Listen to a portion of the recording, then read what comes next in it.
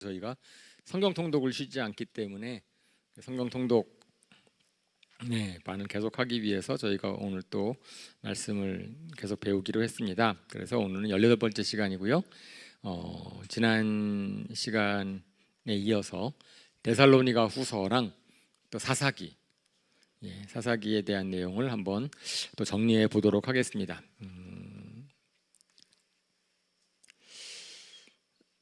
그래요. 지난 시간에 저희가 사도행전을 마무리하고 갈라디아서랑 데살로니가 전서에 대해서 살펴보았어요. 그래서 각 교회가 언제 세워졌고 어떤 상황 속에 있었고 그런 것을 이제 사도행전을 통하여서 저희가 확인한 다음에 그다음 서신서를 읽으니까 저희한테 좀 더 많이 다가왔죠. 그래서 갈라디아서 같은 경우는 율법주의자들의 경고, 율법주의자들의 교회를 침투해서 다른 복음을 전함으로써 혼란시키니까 사도 바울이 갈라디아서를 통해서 율법으로 의롭게 되는 것이 아니다, 믿음으로 의롭게 된다. 그 다음에 율법은 가정교사처럼 우리로 하여금 정결하게 살도록 죄를 깨닫게 하도록 주신 것이다. 예수님이 오신 다음에는 그 다음에 성령님으로 산다. 성령님의 열매가 중요하고 그 다음에 이제 성령 안에 사는 것이다라고 하는 것을 갈라디아서로 끝냈고, 반면 데살로니가 오늘 후서라기 때문에 전서를 보면은 데살로니가 교회에 3주 동안 데살로니가에 머물면서 거기서 복음을 전했는데 핍박이 온 거예요. 핍박이 와가지고 도망치듯이 이제 베레아를 거쳐서 아테네로 왔는데 사도 바울의 마음이 여전히 편치 않았어요. 그래서 디모데를 제자를 데살로니가에 보내서 3주 동안의 복음을 전했을 때 예수를 믿었던 사람들이 잘 지내고 있는가, 그 소식을 듣기를 기다린 거죠. 근데 고린도에 와서 고린도에 머물면서 기다리고 있었는데 디모데가 전해준 소식을 들으니까 너무 감사한 거예요. 데살로니가 교회가 그 짧은 기간인데, 정말 몇 달밖에 안 되는 기간인데 거기 여러 소문이 나고 있다. 그래서 3가지 소문이 있었다. 믿음으로 잘 견디고 있다. 믿음의 역사에 대한 소문이 있고, 그 다음에 소망의 인내에 대한 소문이 있고, 그 다음에 또 사랑의 수고에 대한 소문이 있어서 주변 사람들 잘 도와준다고 하고, 그 다음에 믿음으로 인내를 잘하겠다고 하고 그랬습니다. 그런데 그 가운데서 소망의 인내라 그랬는데 거기에 약간 문제가 생긴 거예요. 그래서 그들이 이제 자기 영생에 대한 소원, 그다음 예수님의 부활에 대한 소망을 가지고 있다 보니까 예수님 곧 오실 것처럼 여겨지는 거니까, 그러면 이제 현재 상황을 잘 참되 주님의 재림을 너무 소망하는 거예요. 그러다 보니까 이 땅에 사는 것이 조금 의미 없어지거나 아니면은 대충 살고 싶어지는 그런 마음이 든 거죠. 어쨌든 그래서 데살로니가 전서를 보냈고, 그 다음에 데살로니가 후서는 이제 데살로니가 전서를 쓴 다음에 얼마 안 돼서 다시 쓴 편지라고 읽혀집니다. 그래서 역시 고린도에서 보낸 편지라고 되고요. 그 다음에 데살로니가 전서를 썼는데 그 당시에는 우체국을 통해 전달되는 게 아니잖아요. 우편부가 전달되는 거 아니죠.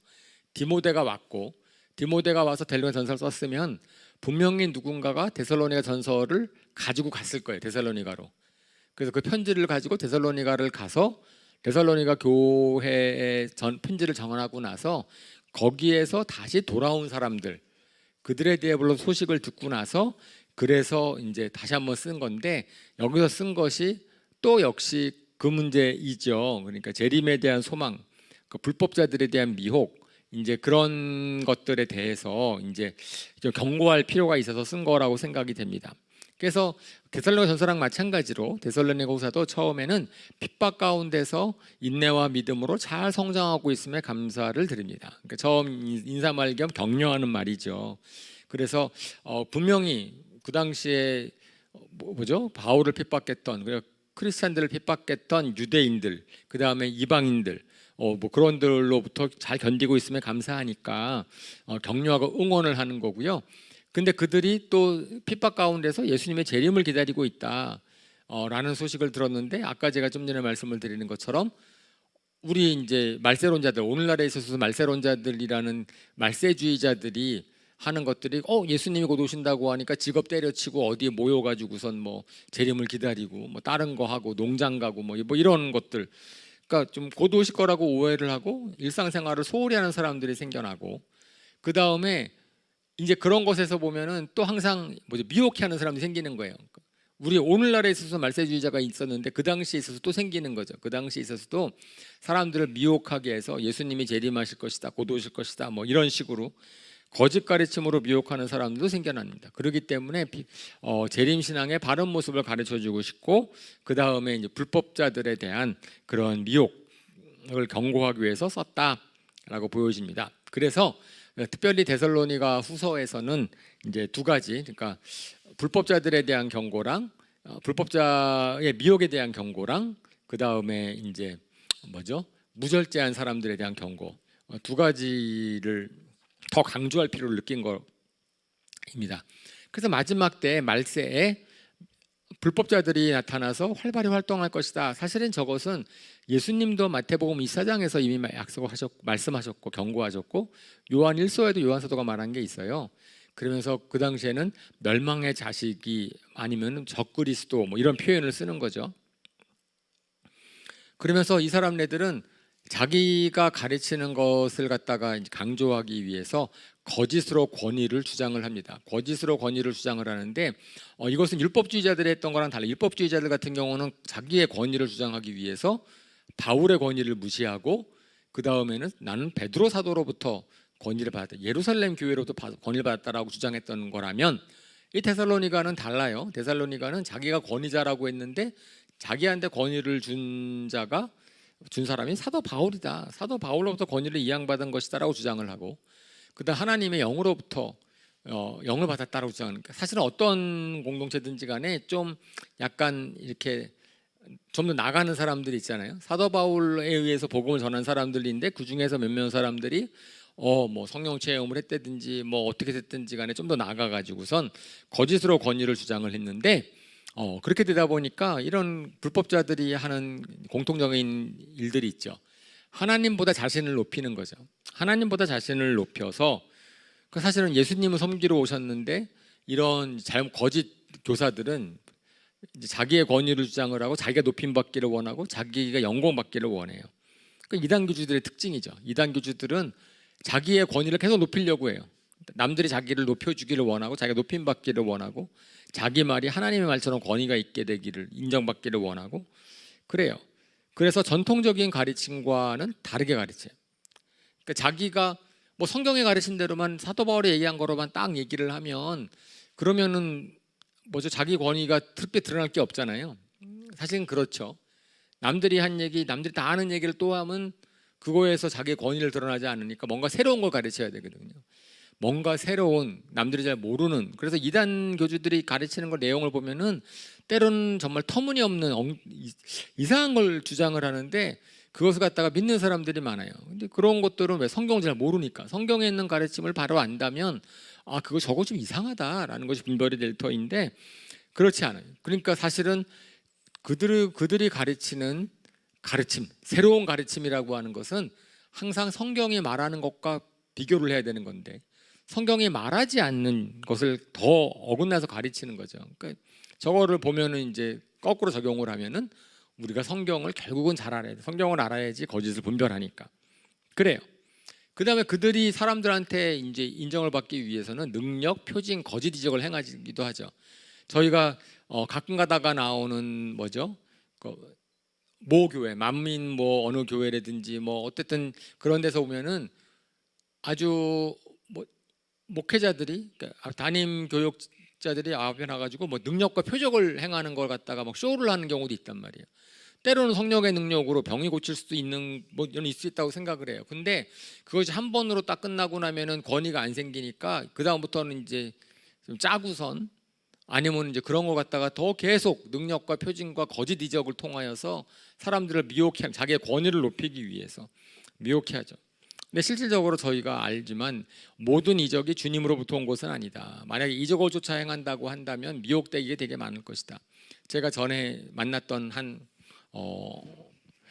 학생 얘기를 한 적이 있지 않나요? 제가 어느 학생이 대순진리교인가 증상교인가 하나 잘 믿어서, 그래서 그 친구랑 얘기를 하는데, 그 친구랑 얘기를 하면서 거기서 가르치는 내용을 쫙 봤더니 거기는 완전히 유불선, 기독교를 다 짬뽕한 모습을 갖고 있더라고요. 거기에 이제 교주가 막 가르치는 내용이 그냥 동양 사상과 서양 기독교랑 막 짬뽕해서 막 가르치고 있는 그런 거 막 얘기를 해요. 그래서 야, 그런 걸 어떻게 너 믿냐? 그러면서 이제 쭉 얘기를 하는데 자기가 그것을 믿게 된 계기를 말하는데 어느 집회에 딱 갔더니 병이 났더라. 그래서 자기가 그 병이 난 것을 딱 보고 나서 여기에 뭐가 있다라고 믿기 시작했다는 거예요.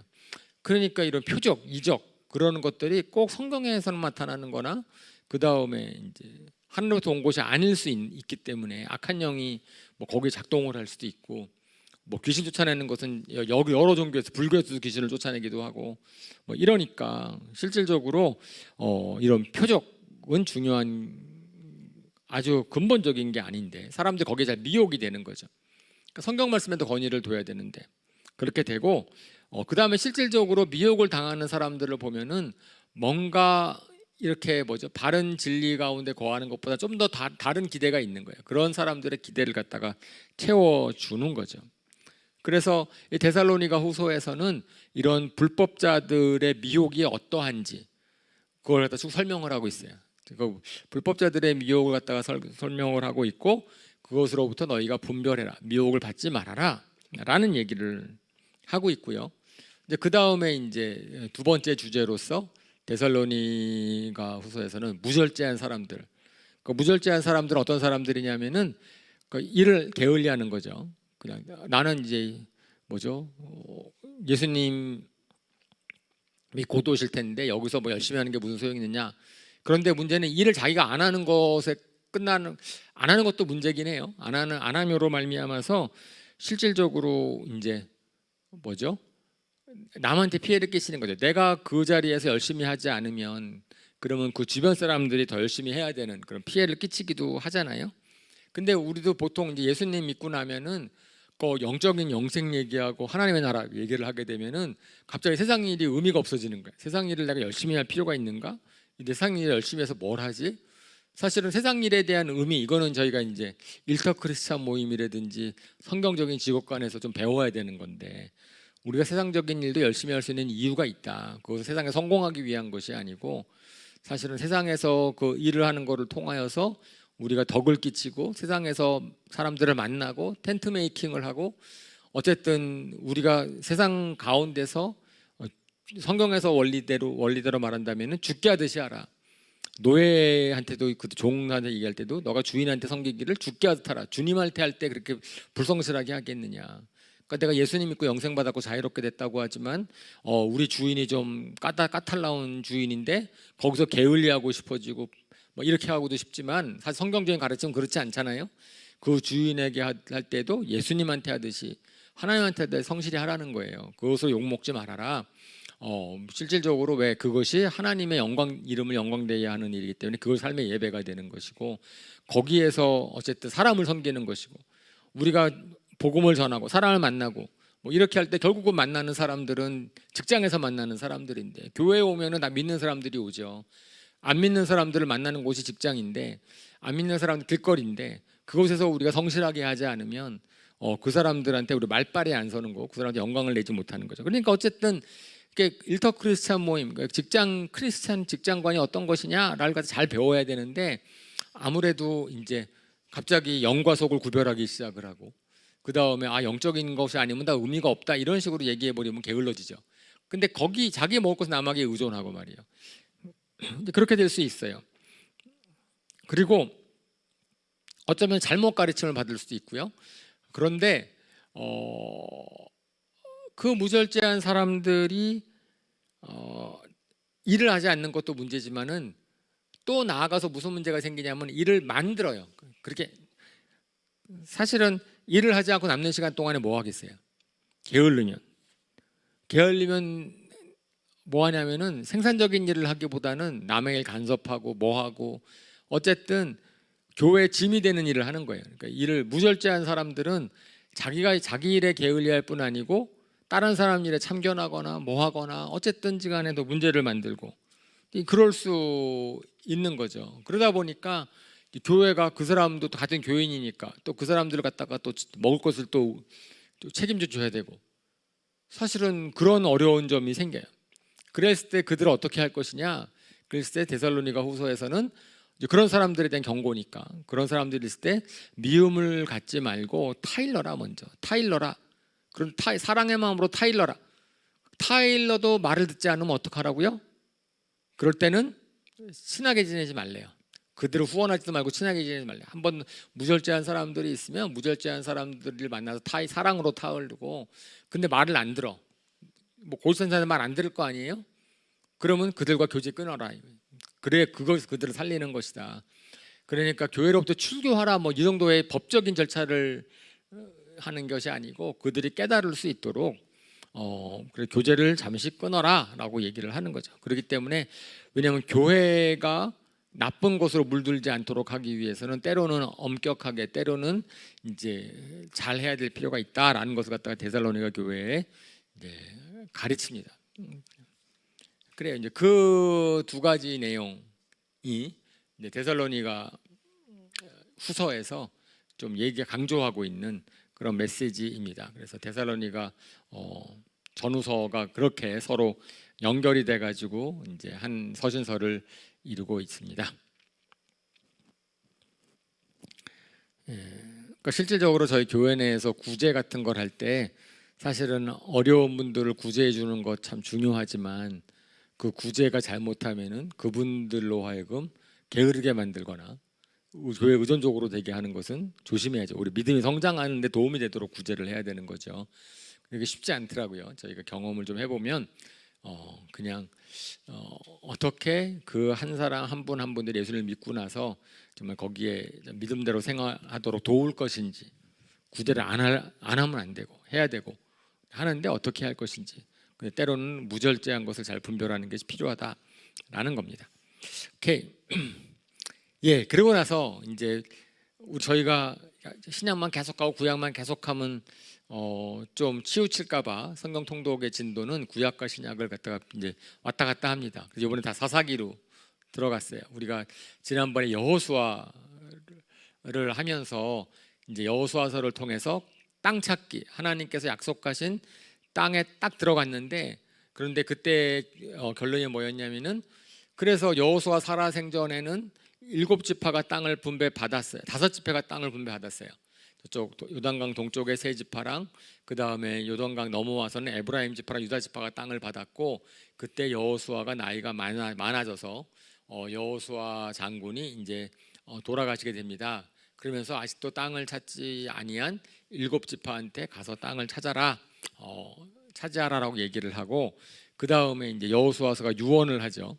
그래서 백성과도 언약도 세우고 그 다음에 곳곳에 이제 레위 지파를 딱 보내서 너희들이 그곳에 가서 하나님의 법도 가르치고 어떻게 하라 그랬어요. 이제 그런 상태에서 이제 바로 어떤 일이 벌어졌는가 사사기에 나오는 내용입니다. 참 비극적이죠. 그죠? 그러니까 놀라운 하나님의 이적으로 하나님의 능력으로 가나안 땅을 들어갔고 점령을 하였고 분명히 거긴 적과 꿀이 흐르는 땅이고 거기 하나님의 나라가 돼야 될 터인데 그런데 그렇지 않았다. 그러니까 신앙의 교육이 제대로 되지 않아서 신앙의 교육 저희가 여호수아서를 마지막 마무리하면서 저희가 봤던 게 있어요. 너무 안타까운 일인데 하나님도 알았고 여호수아도 알았어요. 이들이 가나안 땅에 들어가서 따뜻하고 배부르게 되면 그들은 변절할 것이다. 그것을 갖다가 아시고 경고를 주셨고 심지어는 노래를 만들어서 불러라 라고 얘기를 해서 여호수아의 노래까지 가르쳐 줬는데 근데 아니나 다를까 하나님이 그렇게 알려주신 그러한 내용을 그대로 사사기에서 반복하는 것을 봅니다. 사사기는 저자와 저장 목적을 보면은 저자는 누군지 당연히 안 나와 있는데 랍비의 전통인 탈무드에 의하면 마지막 사사라고 하는 사무엘이 아닐까 생각합니다. 그래서 사실은 사사기 다음에 사무엘 상하가 룻기 다음에 사사기 사무엘 상하가 나오는데 거기에 이제 사무엘이 마지막 사사라고 알려져 있거든요. 근데 사무엘이 사울 왕 때의 이제 또 제사장이기 때문에 그래서 아마 사울 왕 시절에 사무엘에 의해 쓰여지지 않았을까라고 이제 그렇게 생각을 하는 거예요. 사사기에 대한 쪽 사사들의. 근데 이것은 사사기 같은 걸 보면은 정말 이것은 너무나 부끄러워. 이스라엘이 자기 역사를 기록하는데 하나님 앞에서 너무나 부끄러운 얘기들이거든요. 그런 부끄러운 얘기들을 기록으로 남기고 그것이 이제 자기네들의 경고가 되게 하는. 그러니까 우리가 보통 기록을 남기면 자기네 민족 뭐 민족주의 사관이라든지 애국주의 사관이라든지 뭐 좀 잘한 것은 강조하고 잘 못한 것은 숨기고 싶고 뭐 이러는 것들이 보통인데 성경은 그렇지 않죠. 굉장히 정확하게 기록을 하고 있지요. 그 여호수아 이후에 이제 이스라엘의 역사인데 300년에서 350년 가량의 역사고, 그리고 사사기에 나오는 사사의 수가 12명 혹은 14명. 거기에 바락을 넣을 것이냐, 그다음에 아비멜렉을 넣을 것이냐에 따라서 14명도 됐다, 12명 됐다 이렇게 합니다. 그리고 이제 그 사사기 초반에 이제 하나님께서 말씀을 하세요. 그러면 왜 여호수아 때에 모든 땅을 다 점령하고 다 평온해하고 그렇게 하지 않았는가? 그랬을 때 하나님께서는 이스라엘 백성의 믿음을 항상 시험하기를 원하셨다. 그들이 하나님을 얼마나 의지하는가, 여호수아 없이도 의지할 수 있을 것인가, 그걸 시험하기를 원하셨다. 그래서 하나님이 도우시지 않으면 가나안 백성들을 다 쫓아낼 수 없다. 그리고 하나님의 명령에 얼마나 순종하는가. 그랬는데 이제 말씀드리는 것처럼 사사기서에 딱 들어갈 때마다 쭉 얘기하는 게, 그들은 어느 지역을 점령을 하면은 다 쫓아내지 않았다, 이런 얘기가 나오는 거죠. 그래서 거기 사사기는 항상 반복이에요. 이스라엘이 타락하고 나면은 외적에 침입받아서 아주 고통을 당하고, 그러면 고통당하는 가운데 이스라엘이 부르짖죠.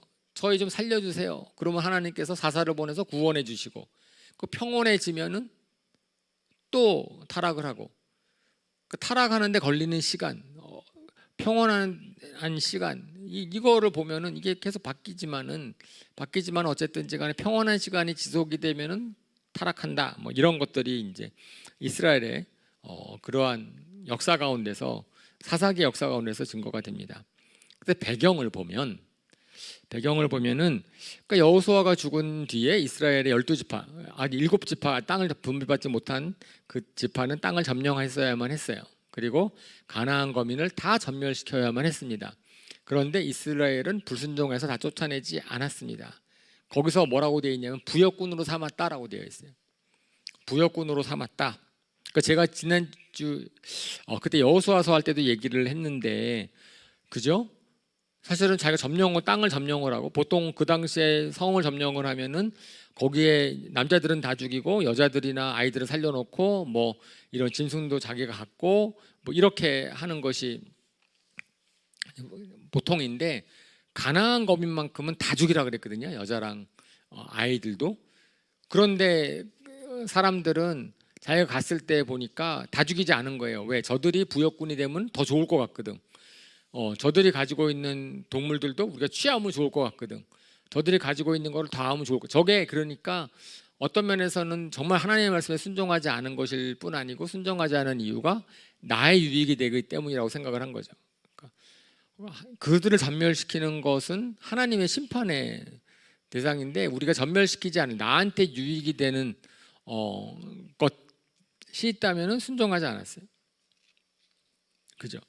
근데 순종하지 않았는데 거기에서 이제 암시를 줍니다. 주요 원인이 무엇이었는가? 그것은 신앙교육의 부재다. 그러니까 한마디로 말해서 새로운 세대는 주님을 알지도 못하였고, 주님께서 이스라엘을 돌보신 일도 알지 못하였다.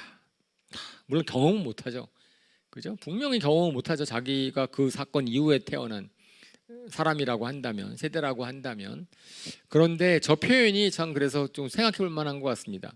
새로운 세대는 주님을 알지도 못하였고 주님께서 이스라엘을 돌보신 일도 알지 못하였다. 단순히 경험하지 못하였다는 얘기인가?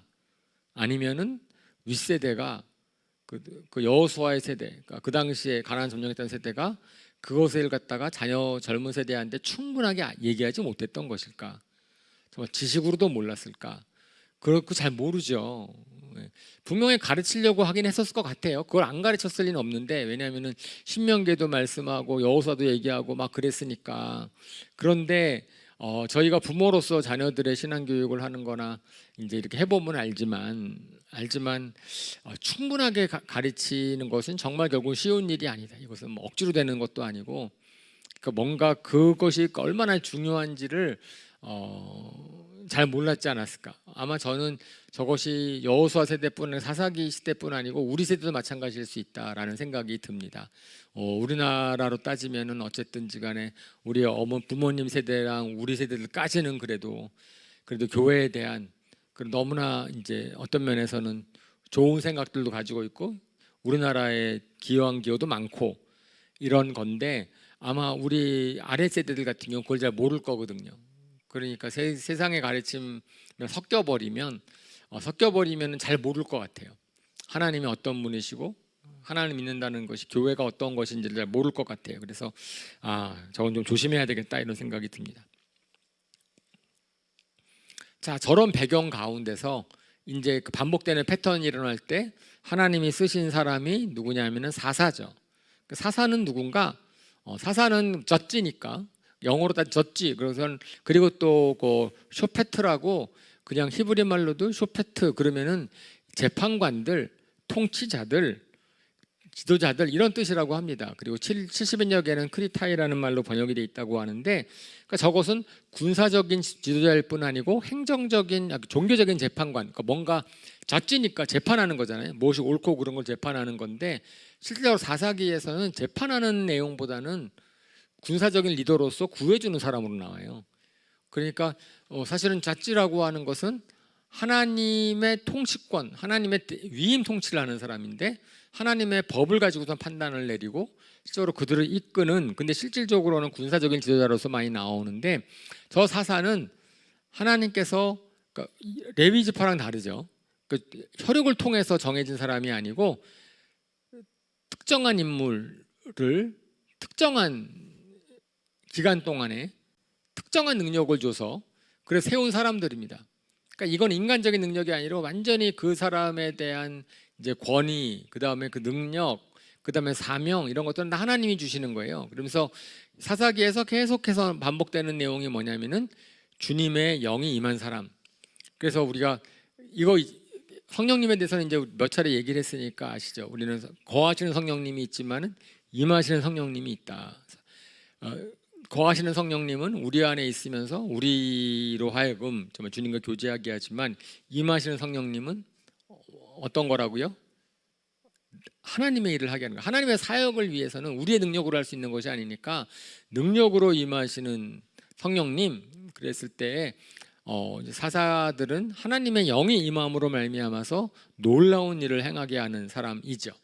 그래서 이제 다양한 지파에서 다양한 지파에서 사사가 배출되었고 8개 지파에서 실질적으로 사사가 배출이 되는 것을 봅니다. 사사기의 구성을 보면 사사 시대의 역사적 배경 1, 2장이 이제 아까 앞에서 제가 설명한 배경에 대한 내용들이 쭉 있고요. 그다음 3장부터 16장까지는 12명의 사사가 무슨 활동을 했는지를 적어 놓습니다. 그래서 사사기에서의 사사의 내용은 16장으로 끝나고요. 그다음에 17장부터 21장까지는 그것은 사사들이 끝난 다음의 얘기가 아니고 사사 시대 때 벌어져 있었던 두 가지의 중요한 사건을 갖다가 이제 사사기에 담고 있어요.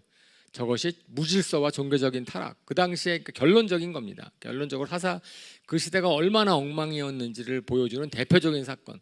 뭐 더 많은 사건들이 있었겠지만 저 두 가지 사건 정도라면은 그 당시의 시대 상황, 그 당시에 이스라엘의 타락이 어떤 것인지를 갖다가 너무나도 잘 드러내는 사건 두 가지를 갖다가 저기 적었다라고 생각을 하는 거죠. 자, 그러면 이런 사사기를 통하여서 우리가 볼 수 있는 주제가 있다고 한다면 그것은 이제 하나님이 바라시는 나라에 대한 것을 생각해 보는 겁니다. 사실은 저 사사기 시대를 끝난 다음에 그 다음에 이제 왕정 시대로 가거든요. 그러니까 가나안 땅에 딱 점령을 했는데 가나안 땅에 아주 놀라운 것 중에 하나가 뭐냐면은 가나안 땅에 점령을 했는데 하나님께서 이 나라를 어떻게 통치할지에 대한 시스템을 안 가르쳐 주신 거예요.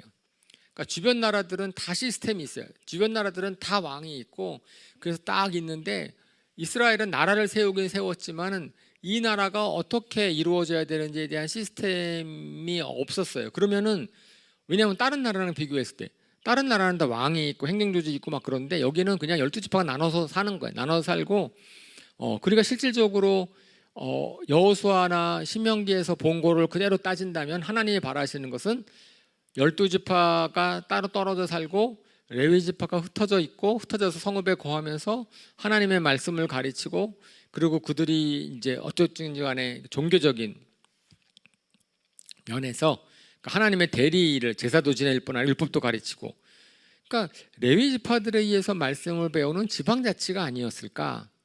그리고 물론 장로들 천부장 백부장 같은 그러한 질서를 위해서 그러니까 그런 거는 이미 있었어요. 모세 시대 때도 천부장 백부장 지방으로 말미암아 지방자치적인 지방 군대 같은 게 있었겠지요. 하지만 강력한 리더십 중앙 집중 리더십은 없었거든요. 그러니까 저는 중앙 집중적인 리더십은 없어도 된다. 하나님이 리더가 되면 되니까. 그래서 레위인들이 하나님의 말을 듣고 다른 사람들이 하나님의 말씀에 순종을 하면 그러면 되는 것 아닌가. 하나님의 나라죠. 하나님이 유일하게 왕이신 나라. 그러니까 인간의 왕이 필요 없는 나라. 사실 하나님 나라의 이상형은 하나님이 왕이시지 인간 리더가 없는 거예요. 인간이 아주 카리스마적인 리더십을 가지고선 척척 이끌어가는 것은 모세나 여호수아나처럼 특별하게 이제 이끌고 광야를 거치고 가나안 땅을 점령하기 위해서는 그랬지만은 평온한 가나안 도착하였을 때는 사실은 하나님께서 왕을 세우기를 원치 않으십니다. 나중에 그 사무엘상에 보면 나오죠. 사무엘상에 이스라엘 백성들이 막 우리들한테 왕을 달라고 막 요청을 하니까 사사시대를 거치면서 너무 질려버렸어. 야, 이런 무질서하고 맨날 이런 나라 안 되겠다. 우리도 왕이 있어야 되겠다라고 막 그러니까 하나님께서 그걸 싫어하시거든요. 그러니까 그거를 보면 이 사사시대가 이렇게 혼란스러웠지만 결국은 하나님께서는 이러한 식의 지방자치형, 다시 말해서 왕은 오로지 하나님 나라 이상형은 인간이 왕 노릇하지 않아도 되는 나라가 아니었을까. 그런데 실패했어요. 하나님의 나라가 이루어지지 않았습니다. 그 사사기의 결론입니다. 근데 실패한 이유를 뭐라 그랬냐면은 그때는 이스라엘에 왕이 없었으므로 사람은 저마다 자기의 뜻에 맞는 대로 하였다. 이것은 성경에서의 그냥 결론이거든요. 성경에서 말하는 거거든요. 인간이 자기 멋대로 하면 망한다는 거예요. 자, 인간이 자기 멋대로 하면 개인도 망하고 나라도 망하고, 그러니까 나라도 자기 멋대로 하니까 망했다. 그러니까 하나님의 뜻대로 해야 살아남는 건데, 하나님 뜻대로 해야 나라가 가나안 땅이 되는 건데, 땅이 아무리 좋아도 뭐하냐. 거기에서 사사기 결론인데 저것이 하나님의 나라가 이루어지지 않은 결론이거든요. 그러면은 저걸 갖다가 뒤집으면은 그러면은 사사기 때의 결론을 통하여서 하나님이 왕이시다라는 것, 하나님의 통치에 모든 사람이 순종을 할 때 결국은 하나님의 나라가 이루어질 수 있다. 그렇지 않으면 방법이 없다. 결국은 또 사사기와 같은 일이 벌어질 것이다 라고 하는 것을 알 수가 있죠. 자, 이것이 이제 큰 그림이고요. 자, 이제 구체적으로 되면 사사기에 나오는 사사들이 있습니다. 사사들이 많은 사사들은 유명하지 않아서, 근데 몇 명 유명한 사사들이 있죠. 그래서 사사기 그러면은 그 유명한 사사들의 기록만 기억을 하고 나머지 사사들은 뭐 중요하지 않으니까 기억할 필요가 없습니다. 제가 이 사사기 딱 하면 항상 생각나는 게 제가 유학 중에서 한국이랑 미국이랑 왔다 갔다 비행기 타고 왔다 갔다 할 때 한 번은 제 옆에 있는 좀 저보다 젊은 대학생인데 성경을 열심히 읽는 거예요. 성경을 야 대단하다, 참 기특하다. 그래가지고 제가 나중에 그 친구랑 대화를 했습니다. 무슨 책을 이렇게 열심히 읽습니까? 그랬더니 사사기요 그러더라고. 왜 사사기? 자기는 사사기가 제일 재밌어요. 무협지 같아요. 그러면서 사사기. 제가 이 친구가 믿음이 좋은 친구가 아니구나. 어쨌든 사사기 막 그 친구가 생각이 나는데 어떻게 지내고 있는지 모르겠는데 어쨌든 사사기를 되게 좋아했던 친구가 있었습니다. 뭐 보면은 막 싸우는 얘기, 전쟁 얘기 막 그렇고 용사 얘기가 나오니까 그런가 봐요. 뭐 보면 지도를 먼저 한번 보시겠습니다. 그 지도가 잘 보이시는지 모르겠는데 사사기에 나오는 그 사사들 12명의 사사들과 그들이 어느 지역에서 활동했는지 그리고 그걸 나타내는 거고요. 그 다음에 이제 보면은 여기에 파란색으로 쓰여져 있는 것이 이제 서쪽의 바닷가, 지중해 바닷가. 이 지도는 제가 우리가 여호수아서 때도 여러 번 보여드린 지도고 또 이제 뭐 그런 거죠. 우리 사도행전 때도 지도를 보긴 했으니까 저 이스라엘에 대한 것은 이제 그림이 그려질 터인데 이 블레셋은 서쪽 저기 남쪽 서쪽에 있는 거고 그 다음에 그 밑에 아말렉 하나 성경이라고 써져 있는 밑에 아말렉이라고 써져 있잖아요. 아말렉은 광야 시절에 이미 이스라엘 백성을 공격했던 쪽이거든요. 유목민이기 때문에 아말렉은 남쪽이에요. 미디안도 남쪽 광야 이거 뭐죠? 낙타 타고 다니면서 유목민입니다. 유목민. 그래가지고선 뭐 모세의 장인이 미디안 족속이었고 미디안이랑 모압이랑 공격해가지고선 이제 뭐죠? 발락의 꾀에 빠져서 막 하는 미디안 여자들과 한 것도 미디안 남쪽에 있어요. 미디안. 그 미디안 위쪽에 모압이 있어요. 모압은 나라인데 모압 위쪽으로 암몬이 있고 모압 위쪽으로 암몬이 있고 그죠? 그 다음에 이제 저 맨 위에 메소포타미아, 그건 이라크 쪽이죠. 그러니까 지금 이제 사사 시대에 보면은 공격하고는, 그러니까 이스라엘을 갖다가 공격하는 나라들이 한 번은 암몬 족속이, 한 번은 모압 족속이, 한 번은 아말렉이, 한 번은 메소포타미아가, 한 번은 블레셋이. 그러니까 이스라엘 나라의 주변에 있는 모든 나라들이 한 번쯤은 다 이스라엘을 공격하고 점령하고 지배하고 그랬어요. 사사 시대. 그랬던 거고 그런 나라들과 이제 싸우는 사사들을 보면은 여러 지파들에서 나눠져 있죠, 그죠? 여러 지파 납달리, 므낫세, 갓, 에브라임, 베냐민, 단, 유다, 이사갈 이렇게 해가지고 8개 지파 정도에서 12명의 사사가 활동했던 지역들입니다. 곳곳에 있어요. 곳곳에 있는 것을 우리가 나중에 한번 보시면 그러면 이제 사사들이 저런 데서 어디서 활동을 했구나라는 걸 알 수 있을 겁니다. 초기 사사를 보면 뭐 유명하지 않은 사람들은 쉽게 건너뛰고 조금 기억할 만한 사사들만 좀 더 보면 운니엘이라는 사람은 여호수아서 할 때 한번 나온 거거든요. 갈렙의 조카 로서. 그래서 헤브론 산지 점령할 때 막패 나가서 딸 악사를 아내로 얻고 그랬던 건데 저 운니엘한테 성령이 임해요. 그래서 성령이 임해서 메소포타미아의 구산 리사다임이라는 메소포타미아 북쪽에서 쳐들어와 가지고서 8년 동안 통치할 때 운니엘이 이제 최초의 사사로 기름 부은 여호수아가 죽은 이후 지방 자치를 하고 있었는데 메소포타미아가 공격을 하고 나니까 이스라엘 전역에 8년 통치를 받으니까 이제 저쪽 유다 지파 남쪽이죠. 메소포타미아 북쪽이었는데 남쪽에 있는 그쪽에서의 이제 운니엘이라는 사람이 거기서 이제 메소포타미아를 무찌릅니다. 그러면서 40년 동안 평안했다. 이제 그런 기록이 나와 있고 그 다음에 에훗이라는 사사는 그때 40년 동안 평안했는데 다시 또 타락하고 나니까 평안하는 시기가 전쟁이 없었다는 시기지 하나님 잘 믿었다는 시기가 아니에요. 그러니까 보통은 전쟁이 없게 되면은 시간이 지나면 지날수록 또 어떻게 되는 거예요? 타락하는 거예요.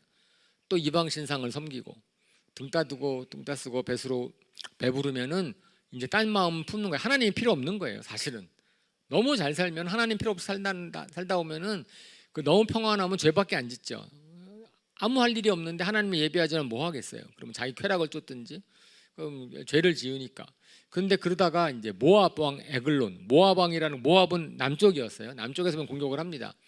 18년 동안 통치를 받아요. 그랬을 때 이제 에훗이라는 사람에 대한 그런 일이 나오죠. 그래서 조공을 바치려는 듯 하다가 가다가 그래가지고 거기서 이제 칼을 뽑아가지고 찔러 죽이는, 그래서 왕을 살해하는. 그러고 나서는 이제 80년 동안 평안해요. 그래서 초기에는 좀 평안한 기간 오래 갔어요. 타락했지만 나중에는 저 기간이 좀 짧아지죠. 그 다음에는 삼갈이라는 사람은 블레셋을 이겼다. 이건 간단하게 나오는 거고, 그 다음에 이제 첫 번째로 조금 많이 유명한 사사가 서너 명 정도 있는데 첫 번째 사사는 드보라죠. 드보라는 여자인데 사사고, 그 다음에 이제 이번엔 가나안 왕, 이거는 가나안 족속 중에서 아직 점령하지 못한 가나안 족속 중에서 야빈과 군 지휘관 시스라가 20년 동안 억압을 했다. 이제 그랬을 때 하나님이 드보라 예언자를 통하여서 바락이라는 사람을 불러서 저들을 물리쳐라라고 얘기를 하죠. 그래서 실제로 전쟁을 한 사람은 바락이죠. 하지만 여선지자, 그 예언을 준 사람이 드보라라는 여선지자입니다. 그런데 바락한테 너가 무찔러라 그랬을 때 바락이 가서 무찔렀으면 딱 되는데 바락이 드보라 예언자한테 같이 가십시오. 저희랑 같이 가주십시오. 그러죠. 그랬더니 드보라가 얘기하는 말이 장군이 승리는 하긴 하겠지만은 영예는 여인이 얻을 것입니다. 이제 이렇게 얘기를 합니다. 그러고 나서 실질적으로 이제 쭉 스토리가 있어서 거기서 보면은 야엘이라는 여인이 시스라는 사람이 자기 장막에 도망쳐 들어오니 전쟁에서 패해서 도망쳐 들어오니까 자는 도중에 이제 관자놀이에 말뚝을 박아서 죽이죠. 그래서 실질적으로 적장을 죽이는 사람은 바락 장군이 아니고 여인이었다, 에벨이었다. 그리고 그때 여성을 통해서 구원의 역사를 이루시는 장면이 이제 드보라에게 나옵니다.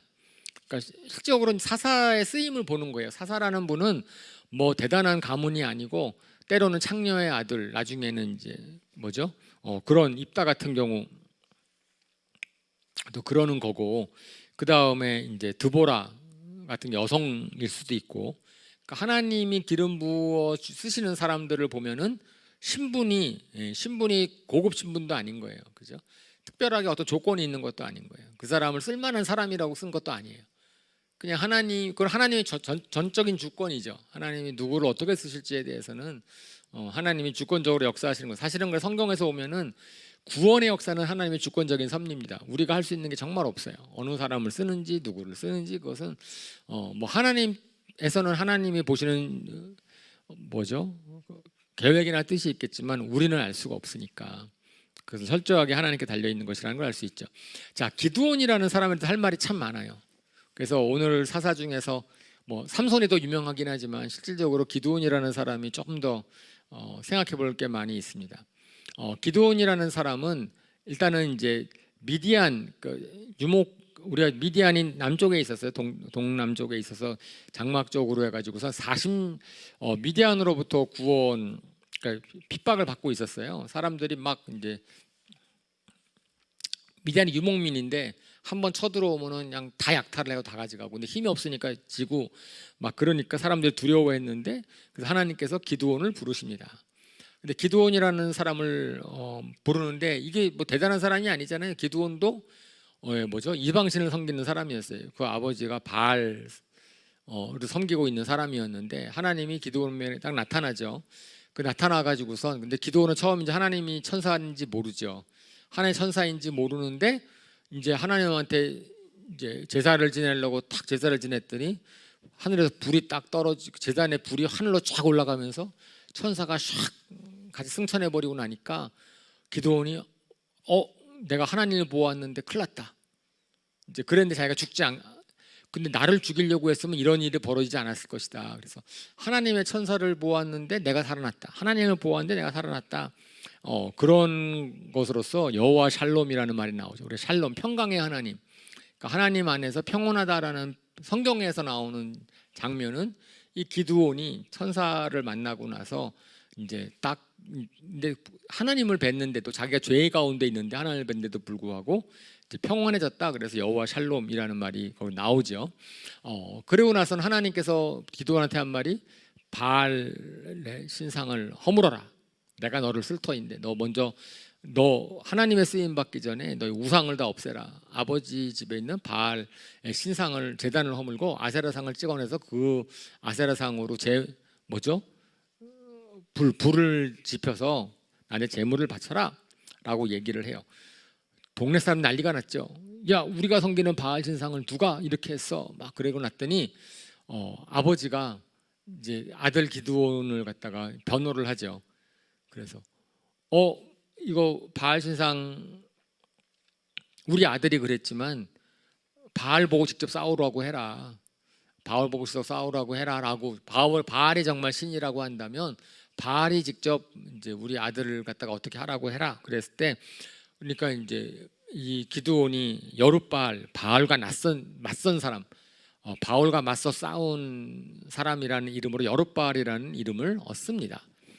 그죠? 그러고 나서 이제 그거는 이제 닥시 스토리고, 그 다음부터 이제 기드온이 전쟁하러 나가는데 기드온이 맨 먼저 한 게 뭐냐면은 인접 지파로부터 장병을 구했어요. 하나님이 나를 부르셔서 미디안과 전쟁하러 한다. 그래가지고선 그 인접 지파들에 대해서 이제 뭐 납달리, 스불론 뭐 이게 여러 몇 개 지파들을 모아가지고선 3만 2천 명의 군대를 소집을 했습니다. 3만 2천 명의 군대를 소집을 했는데 저것은 기드온이 하나님이 이제 미디안과 전쟁하려고 해서 내가 모였는데 그러고 나서는 기드온이 그럼에도 불구하고 불안했어. 적군이 나중에 이제 미디안이랑 전쟁을 하는데요. 미디안의 군사의 수는 13만 명이 넘어요. 13만 명이 넘는데 내가 3만 2천 명의 군대를 저 집에 나가려고 하니까 좀 불안해. 그래서 하나님한테 표징을 구해.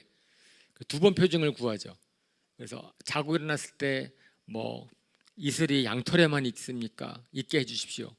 아니면 땅에만 있게 해주십시오. 2번 표징을 구해가지고선 그래서 이제 하나님께서 내가 이기게 해줄게. 확답을 전쟁에 딱 나갑니다. 그런데 이제 하나님이 내가 너를 통해서 구원할 텐데 3만 2천 명 필요 없어. 그 기드온으로 하여금 3만 2천 명의 군사 중에서 먼저 10,000명만 빼놓고 2만 2천 명은 다 돌려보내도록 하시죠. 그 다음에는 10,000명 갖고도 안 되겠다. 그래가지고선 이제 시내가에서 물을 먹는 거를 해가지고 핥아 먹는 사람 300명을 가지고 내 구원을 하겠다 그러죠. 그런데 거기에서 하나님이 말씀하시는 게 있죠. 왜 그런다 그랬어요? 사실은 이것이 이제 기드온 사사의 사건에서 제일 중요한 포인트인데 계속 이거거든요. 하나님께서는 너희가 이긴 것이 너희의 공로라고 할 것에 내 염려한다. 너희가 미디안을 이기면은 내가 잘해서 내 공로로 너희가 미디안을 이겼다 할까 내 염려한다. 그러면서 300명이 13만 명을 이기는 것은 말이 안 되니까 자기 능력이 아니니까. 근데 10,000명이 13명을 이긴 것은 이거는 이길 수 있다. 자기 공로가 있다고 할까봐. 그래서 이 전쟁은 하나님께 속한 것이다라는 것을 알려주시기 위해서 300명만. 그래서 기드온의 300명사 놀라운 우리가 잘 아는 얘기잖아요.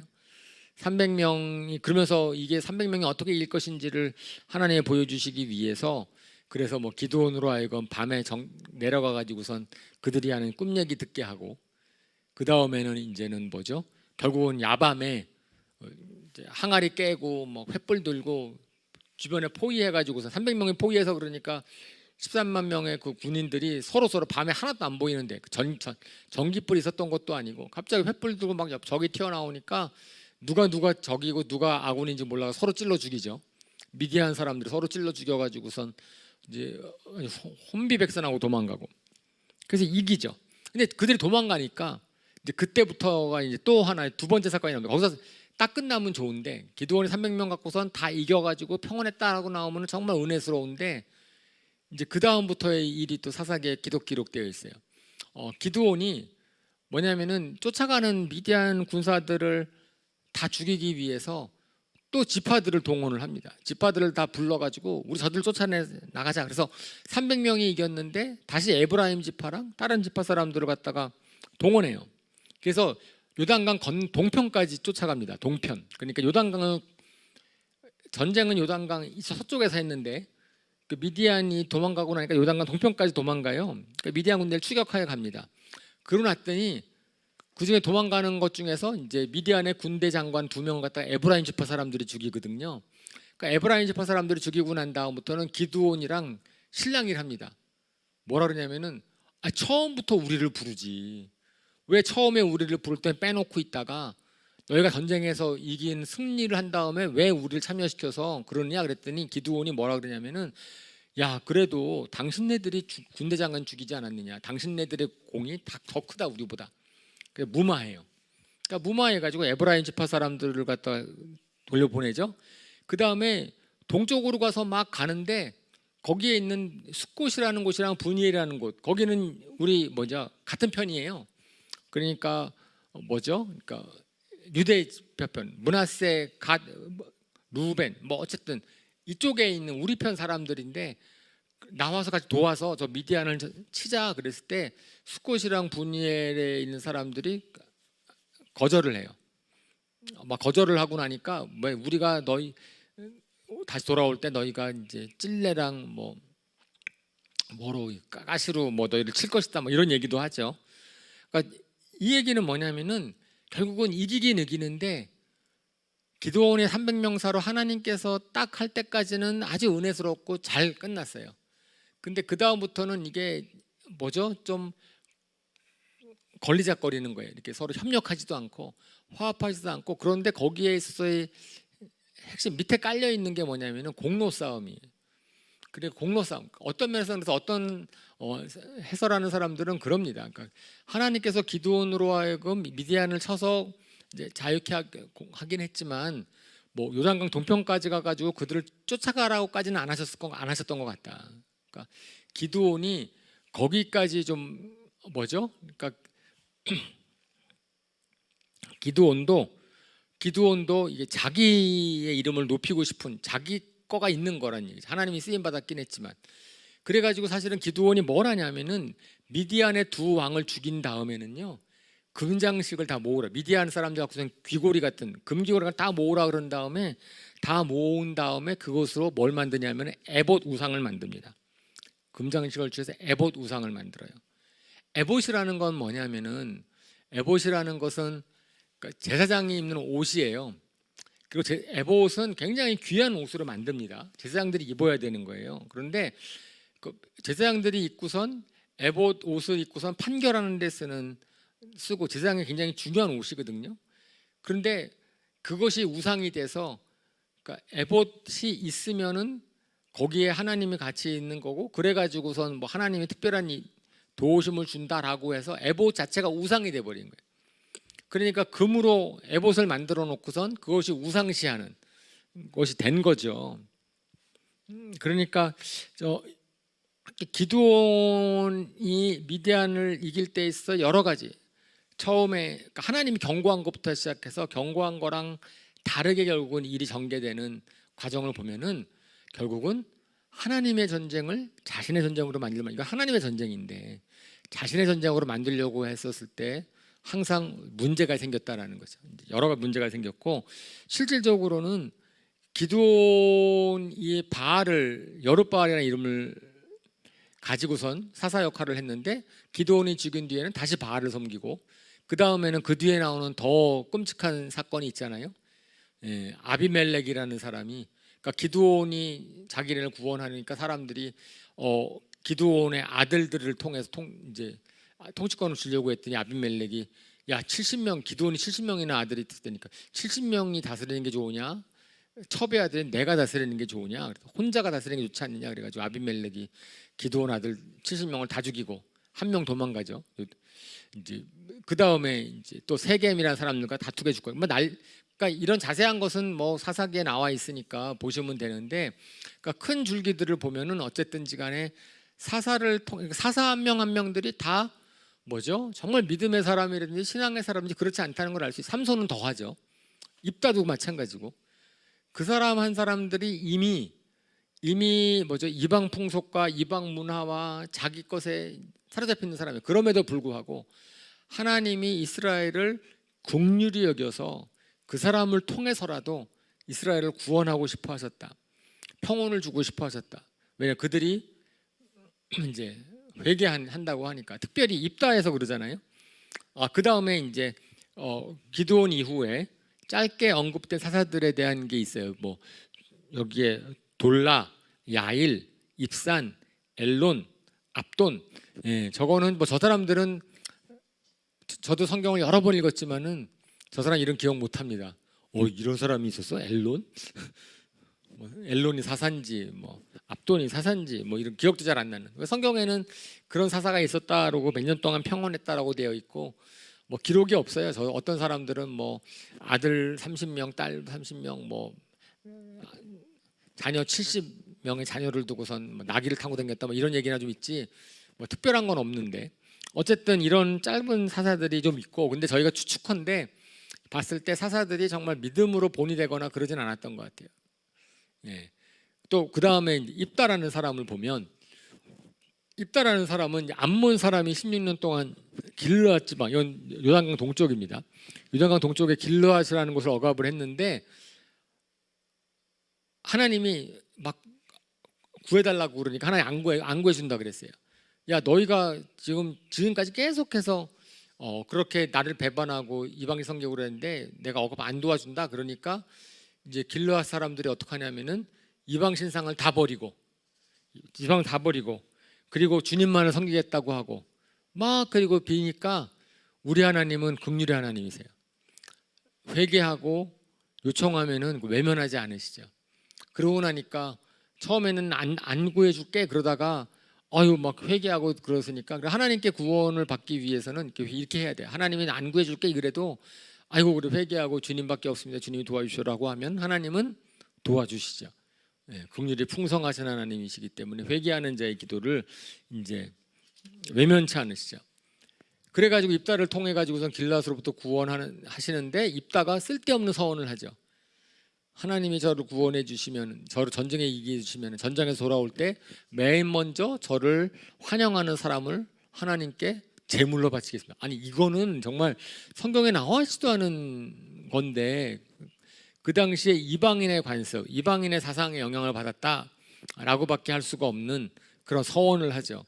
서원을 하고 딱 들어왔는데 입다의 외동딸, 무남동녀 외동딸이 먼저 입다를 환영함으로 말미암아서 그래서 하나님께 서원했기 때문에 그 딸을 바칩니다. 저 같으면 회개하고 저가 대신 죽겠습니다 이럴 것 같은데 또 이제 입다는 어쨌든 딸을 바치죠. 그리고 나서는 또 에브라임 지파랑 갈등을 여깁니다. 왜 우리를 불렀냐 알붙느냐. 그래서 또 길르앗과 에브라임 지파가 한바탕 붙습니다. 그래서 너희가 저 암몬 사람이랑의 전쟁에서 우리를 안 부른 것에 대해서 그러니까 길르앗 사람이 또 에브라임 사람들 많이 죽이죠. 종족 간에 막 싸움이 일어납니다. 그 다음에 사사기 하면 가장 이제 유명한 사건. 우리 성경을 우리는 이제 기드온 사건에 더 교훈을 많이 받는 것 같고요. 삼손이라는 것이 영화도 나오고 단지파의 삼손 이야기는 뭐 가장 유명한 사건이죠.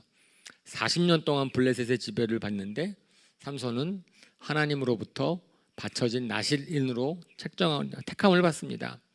그런데 한마디로 말하면은 이 사람은 거룩한 삶도 없고 신앙 인격도 없고 정말 은산이 있는데 제멋대로 산 사람이에요.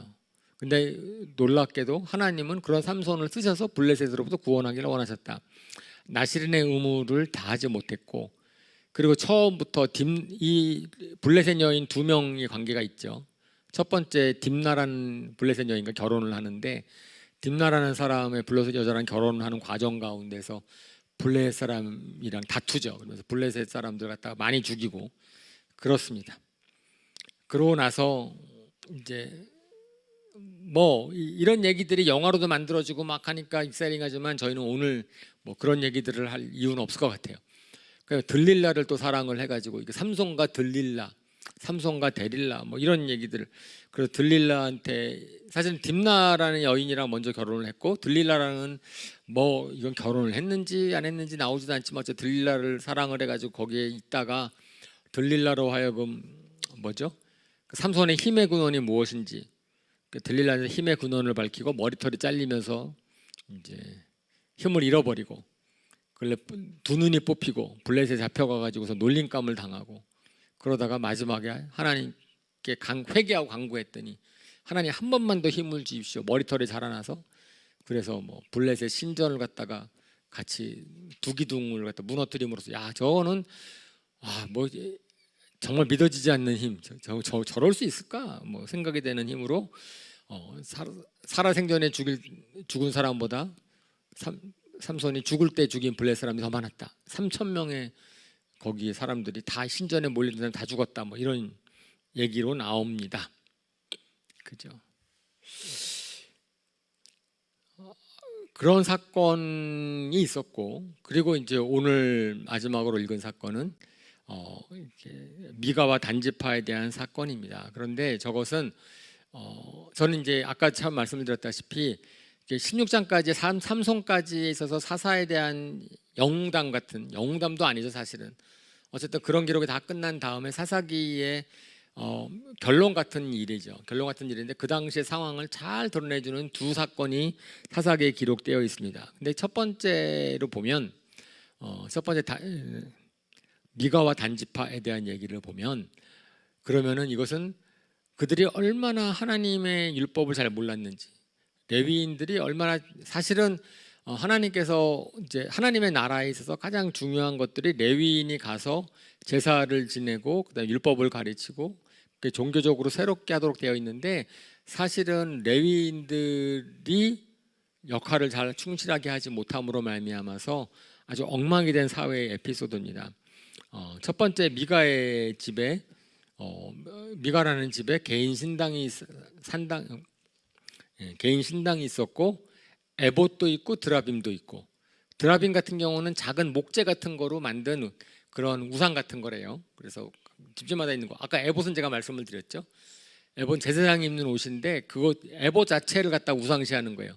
에봇은 제사장이 입는 옷이고 제사장이 그것을 입고서 재판을 할 때 거기에 권위가 있는 건데 에봇 자체가 있으면은 뭔가 하나님이 복 준다라는 복주머니처럼 여기고 뭐 그랬던 것. 그러니까 이제 미가라는 사람의 그런 각종 우상이 있었는데 그러면서 이제 뭐 거기에 또 은으로 신상을 하나 더 만들고 그래가지고선 이제 지나가던 레위인을 고용을 해서 자기 집의 제사장으로 삼고 그 동네 제사장으로 삼고 그러다가 단지파의 정탐꾼이 단지파가 아직 땅을 못 찾아 있었는데 땅을 찾으러 가는 정탐하러 가는 도중에 에브라임 지파 땅에 이 미가의 집에 들어가서 레위인을 발견을 해요.